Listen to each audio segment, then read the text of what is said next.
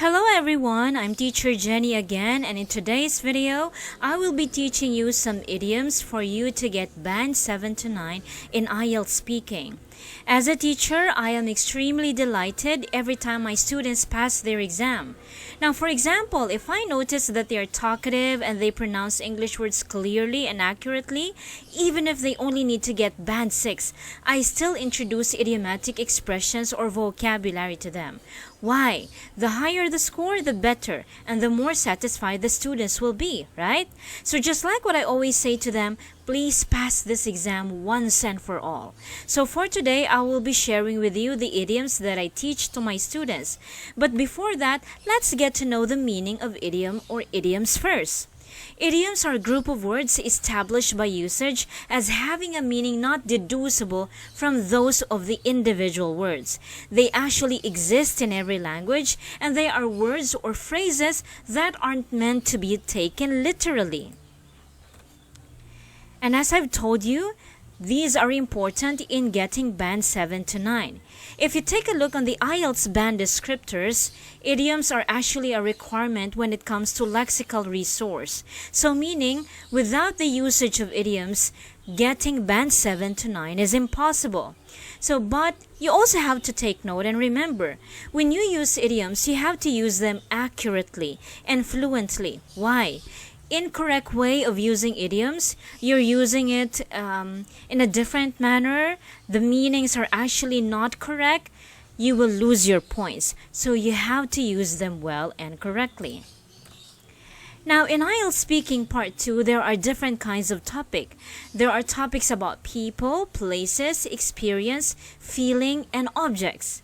But also remember, idioms can also be used in IELTS speaking part 1 and 3. So my personal suggestions to my students, please include at least 1 to 2 idioms in each part, alright? So that you can ensure to get a much higher score. So let's take a look at some of the sample idioms if the topic is about object. You can use this idiom, cost an arm and a leg, which means very expensive. For example, instead of saying, I don't want to buy the latest phone models simply because they're very expensive. So that's quite common, right? You might not get a high score for that. Instead, replace it with an idiom. I don't want to buy the latest phone models simply because they cost an arm and a leg. That is a lot better, right? Now, how about if the topic is feelings or emotions? If you're talking about your emotions, if you're talking about negative emotions, you can use this idiom, down in the dumps, which simply means discouraged, depressed, or sad. For example, not so long ago, I was down in the dumps because I lost my job. So instead of saying not so long ago, I was so sad, you say I was down in the dumps. It's a lot better, right? And then another negative idioms to be used to describe negative emotions is driving up the wall, which just simply means annoyed or irritated. Example, my kids are always driving me up the wall. They keep on shouting and fighting. So that is an idiom to describe negative feelings or emotions. Now, how about if you're talking about positive emotions? You can use on cloud 9, which just simply means extremely happy when you're seeing something wonderful. For example, you can say, I felt like I was on cloud 9 when I heard about my salary increase. Okay? I felt like I was on cloud 9 when I heard that I passed the exam. Right? So use this idiom for you to get band 7 to 9. Another positive idiom that you can use is recharge batteries, which just means to feel better. For example, listening to music recharges my battery. So instead of saying listening to music makes me feel better, makes me feel relaxed, those are very simple expressions. Replace it with an idiom which is recharge batteries. Okay? Another sample sentence, watching movies is very effective in recharging my batteries. Alright, now let's move on to other idioms. If the topic is about people, you are describing a person, try to use this idiom, down to earth, which just means a person who is down to earth is practical, sensible, and realistic. So if you are down to earth, it means that you are humble. It's actually the opposite of someone who acts important or proud. If you're down to earth, you don't like to boast, you don't show off. Those are the meanings of down to earth. Example, I like working with Janet because she's so down to earth. Her plans and expectations are very reasonable. Another idiom that you can use is jack of all trades, which means a person who is a jack of all trades is good at almost everything. He has many skills. Example, my best friend is a jack of all trades. He's good in plumbing, driving a car, and he also knows how to do electrical works. That is a great idiom, right? When you are describing a person. Now, how about if you're talking or if you're describing about places? Please don't forget this idiom. I always teach this to my students.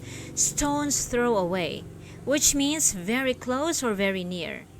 Example, I bought my shoes in a shop which is just a stone throw away from my workplace. Another example, my workplace is just a stone's throw away from the shopping mall. So instead of saying, my workplace is very near, so you say, my workplace is just a stone's throw away.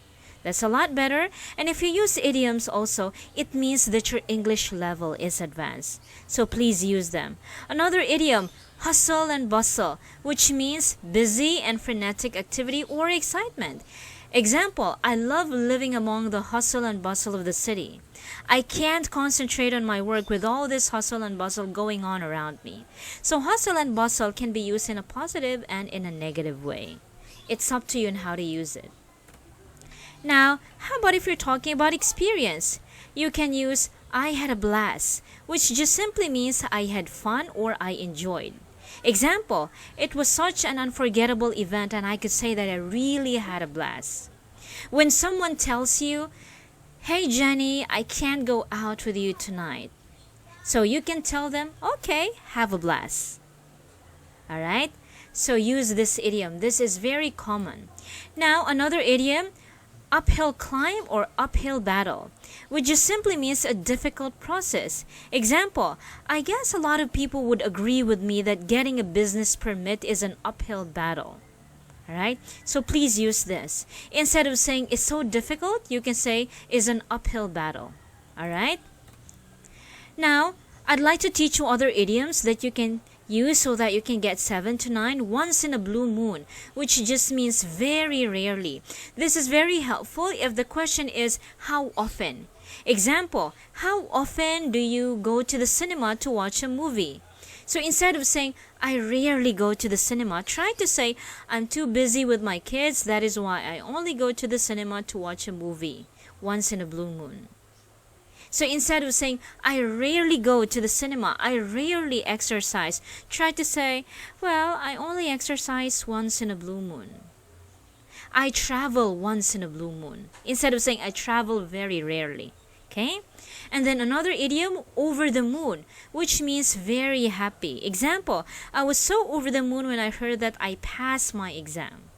And another idiom, under the weather, which just simply means sick or unwell.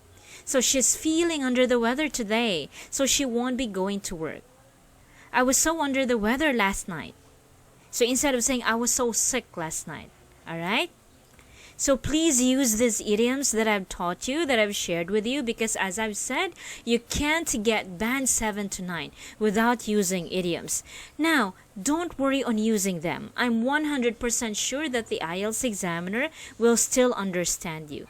The idioms that I've taught you, those are just common idioms. And those are the idioms that I've taught to my students as well. Okay, so thank you for watching. If you like my channel, please don't forget to click on the subscribe button. That would be all for today. Bye.